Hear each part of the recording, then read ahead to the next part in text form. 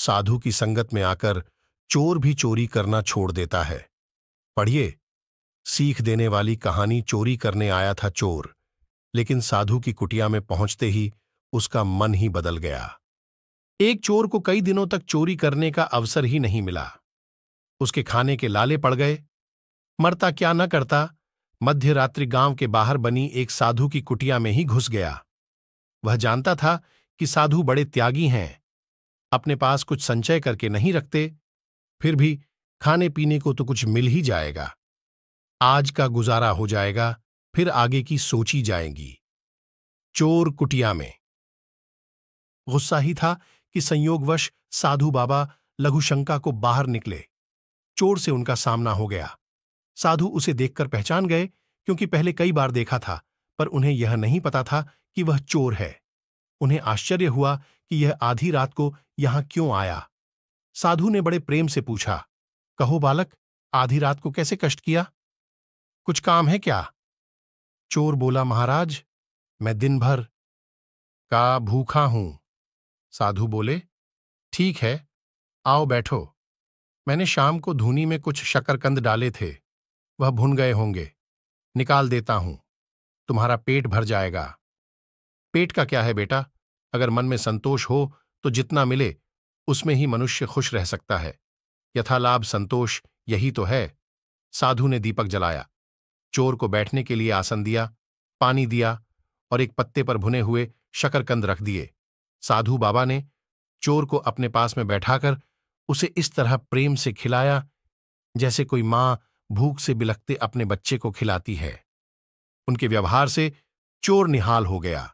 सोचने लगा, एक मैं हूं और एक ये बाबा है। मैं चोरी करने आया और ये प्यार से खिला रहे हैं मनुष्य, ये भी हैं और मैं भी हूं। मनुष्य में बुरी के साथ भली वृत्तियां भी रहती हैं, जो समय पाकर जाग उठती हैं।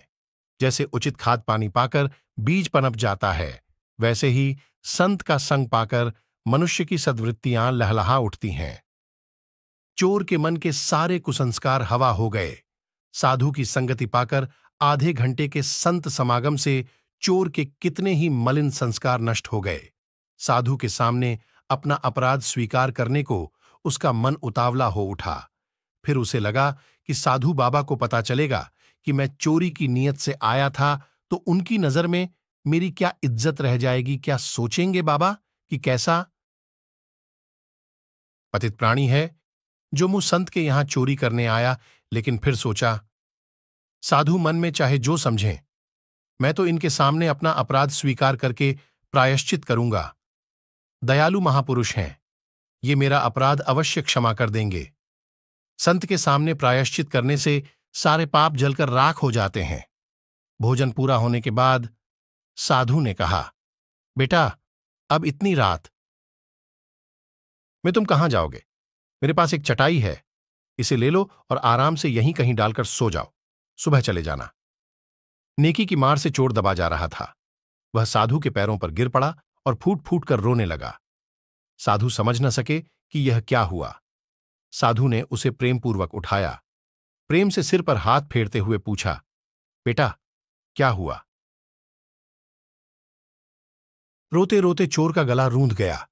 उसने बड़ी कठिनाई से अपने को संभालकर कहा, महाराज, मैं बड़ा अपराधी हूं। साधु बोले, भगवान सबके अपराध क्षमा करने वाले हैं। शरण में आने से बड़ा अपराध क्षमा कर देते हैं। उन्हीं की शरण में जा। चोर बोला, मैंने बड़ी चोरियां की हैं।